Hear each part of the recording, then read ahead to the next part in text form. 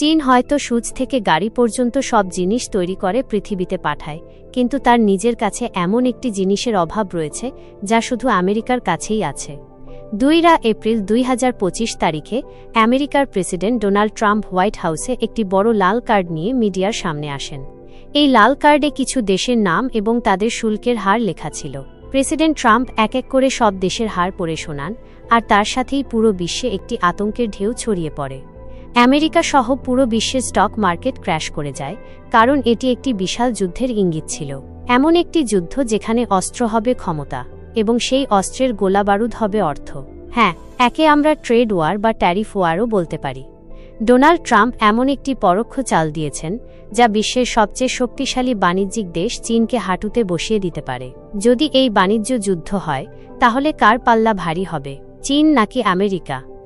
এই বিষয়টি সঠিকভাবে বোঝার জন্য আমরা প্রথমে ট্যারিফ সম্পর্কে জানি। বেশিরভাগ লোক হয়তো ভাবছে যে ট্যারিফ অন্য দেশের উপর আরোপিত কোনো কর, কিন্তু আসলে এটি এক ধরনের আমদানি শুল্ক যা শুধুমাত্র আমেরিকাতে আমদানি হওয়া পণ্যের উপর প্রযোজ্য হবে। অর্থাৎ, যদি আমেরিকা ভারতের উপর 26% ট্যারিফ আরোপ করে, তাহলে এর অর্থ হল ভারত থেকে আসা পণ্যের উপর আমেরিকাতে 26% কর আরোপ করা হবে। একইভাবে ডোনাল্ড ট্রাম্পের তালিকা অনুযায়ী পাকিস্তানের ওপর 29% ট্যারিফ আরোপিত হয়েছিল, এবং তালিকার শীর্ষে ছিল চীনের নাম, যার ওপর 34% ট্যারিফ আরোপ করা হয়েছিল। ট্যারিফ বা আমদানি শুল্ক আরোপ করা কোনো অস্বাভাবিক বিষয় নয়, যদিও এই তালিকাটি দেখলে দেখা যায় যে ভারত আমেরিকার ওপর 52%, পাকিস্তান 58% এবং চীন 67% হার ইতিমধ্যেই আরোপ করে রেখেছে। ট্যারিফের সুবিধা কোনো দেশের জন্য পণ্য থেকে কর আদায় করে অর্থ উপার্জন করা নয়, বরং এটি তাদের স্থানীয় শিল্পকে রক্ষা করার একটি উপায়। উদাহরণস্বরূপ, হার্লে ডেভিডসন, যা আমেরিকান মোটরসাইকেলের একটি প্রিমিয়াম ব্র্যান্ড, যখন এই বাইক আমেরিকা থেকে ভারতে আসে, তখন ভারত সরকার এর উপর 100% কর আরোপ করে। ধরা যাক, হার্লে ডেভিডসনের কোনো মডেলের দাম 1.5 লাখ টাকা, এবং যদি ভারতে এর উপর কর আরোপ না করা হয়, তাহলে এই বাইকটি ভারতে স্থানীয়ভাবে তৈরি রয়্যাল এনফিল্ডের দামেই পাওয়া যাবে। তাহলে যখন গ্রাহকরা একই দামে দুটি বাইক পাবে, তখন সবাই আমেরিকান ব্র্যান্ডের বাইক নিতে পছন্দ করবে। এর ফলে ভারতের স্থানীয় বাইক শিল্পের অনেক ক্ষতি হবে। তাই ট্যারিফ বা আমদানি শুল্ক আরোপ করে বিদেশ থেকে আসা বাইকগুলোকে ইচ্ছাকৃতভাবে ব্যয়বহুল করা হয়। এর অনেক সুবিধা সামনে আসে। এক তো স্থানীয় শিল্প চলতে থাকে, দ্বিতীয়ত বৈদেশিক মুদ্রারও সাশ্রয় হয়, কারণ যারা আমেরিকান বাইক আমদানি করবে তাদের ঘুরে ফিরে ইউএস ডলার আমেরিকাতে পাঠাতে হবে, আর এই ইউএস ডলার ভারতের বৈদেশিক মুদ্রার সঞ্চয়ে ঘাটতি তৈরি করবে। এখন যেহেতু আমেরিকা ট্যারিফ লাগিয়েছে, এর অর্থ হল অন্য দেশ থেকে যে পণ্য আমেরিকায় যায় সেখানে তাদের ওপর কর লাগবে, এবং সেই জিনিসগুলো আমেরিকায় ব্যয়বহুল হবে, যার ফলে আমেরিকায় তাদের বিক্রি কমে যাবে এবং মানুষ সেখানকার স্থানীয়ভাবে তৈরি জিনিস কিনতে চাইবে। যেমন ভারত ও পাকিস্তান থেকে কাপড় আমেরিকান বাজারে বিক্রি হয়, কিন্তু এই কাপড় সেখানেও তৈরি হতে পারে। কর লাগার কারণে ভারত ও পাকিস্তানের বস্ত্রশিল্পের বিক্রিতে ঘাটতি দেখা যাবে। কিন্তু ট্রাম্পের লাগানো ট্যারিফ দ্বারা সবচেয়ে বেশি ক্ষতিগ্রস্ত হবে চীন। বরং এটাও বলা হচ্ছে যে ডোনাল্ড ট্রাম্পের আসল লক্ষ্য ছিল চীনকে। এর কারণ হল 2000 সাল পর্যন্ত আমেরিকার পণ্য পুরো বিশ্বে যেত, যে মর্যাদা এখন চীনের আছে সেই মর্যাদা আগে আমেরিকার ছিল। কিন্তু সময়ের সাথে সাথে শুধু আমেরিকাই নয়, পুরো বিশ্বের ব্যবসা চীন নিজের কাছে নিয়ে গেছে। ছোট থেকে ছোট জিনিসও এখন চীনে তৈরি হয় এবং বিশ্বের কোনায় কোনায় রপ্তানি হয়। সস্তা শ্রমের কারণে চীনের কোনো পণ্য এত সস্তা পড়ে যে তারা সহজেই আন্তর্জাতিক বাজার মূল্যের সাথে প্রতিযোগিতা করতে পারে। বিশ্বব্যাপী দেখলে চীন প্রায় পুরো বিশ্বকেই তাদের পণ্যের কারণে প্রভাবিত করে রেখেছে এবং স্থানীয় শিল্প শেষ হয়ে যাচ্ছে। যদি শুধু মার্কিন যুক্তরাষ্ট্র এবং চীনের বাণিজ্যের দিকে তাকানো হয়, তাহলে 2000 সালে আমেরিকা চীন থেকে $80 বিলিয়ন পণ্য আমদানি করেছিল, এবং একই বছরে চীন আমেরিকা থেকে $20 বিলিয়ন পণ্য আমদানি করেছিল। আর বর্তমানে 2025 সালের অবস্থা হল আমেরিকা চীন থেকে প্রতি বছর $440 বিলিয়ন পণ্য আমদানি করে, যেখানে চীন আমেরিকা থেকে মাত্র $145 বিলিয়ন পণ্য আমদানি করে। ডোনাল্ড ট্রাম্পের বক্তব্য হল এই বাণিজ্য সমান হওয়া উচিত, অর্থাৎ যদি আমরা চীন থেকে 440 বিলিয়নের পণ্য কিনি, তাহলে চীনকেও ঠিক ততটাই কেনা উচিত। অথচ এখানে $295 বিলিয়ন পার্থক্য আসছে, এবং এই পার্থক্যকেই বাণিজ্য ঘাটতি বা ট্রেড ডেফিসিট বলা হয়। এই বাণিজ্য ঘাটতিকে সমান করতে বা কমাতে ডোনাল্ড ট্রাম্প চীনকে লক্ষ্য করেছেন। এর ফলে চীন থেকে আসা পণ্য, যার মধ্যে স্মার্টফোন সবচেয়ে বেশি, সেগুলোর দাম আমেরিকায় অনেকটাই বেড়ে যাবে। আর বিশেষ করে অ্যাপল আইফোন, যা মূলত আমেরিকান পণ্য হলেও চীনে তৈরি হয়। যখন এই পণ্যগুলো চীন থেকে আনতে ব্যয়বহুল হবে, তখন এদের শিল্প চীন থেকে সরে আমেরিকায় ফিরে আসবে। এটাই ডোনাল্ড ট্রাম্প চান, কিন্তু চীন চায় না।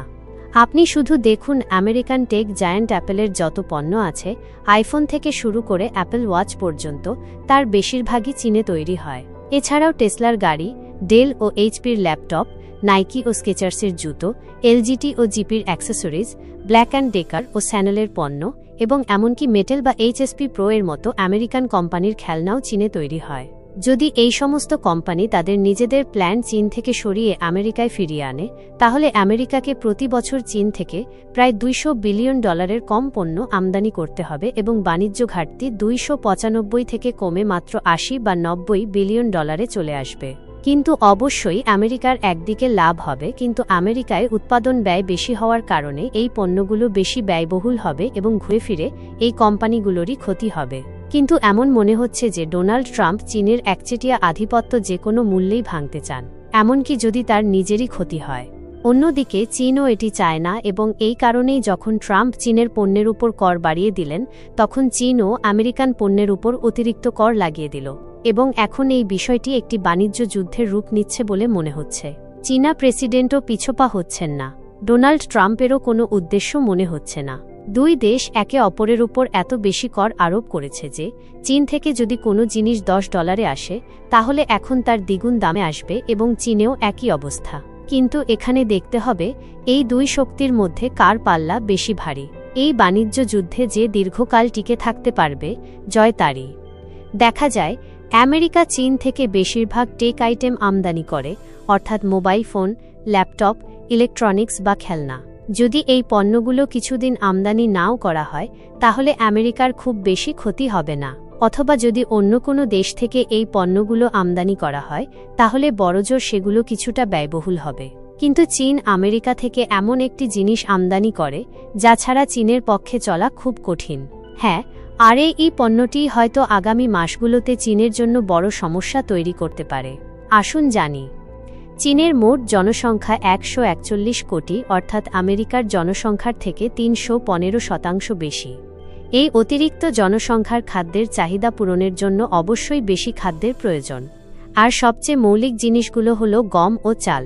কিন্তু সমস্যা হলো চীনের কাছে তার মোট এলাকার মাত্র 13% কৃষি জমি রয়েছে, অর্থাৎ প্রতিটি চীনা নাগরিকের জন্য মাত্র 0.23 একর।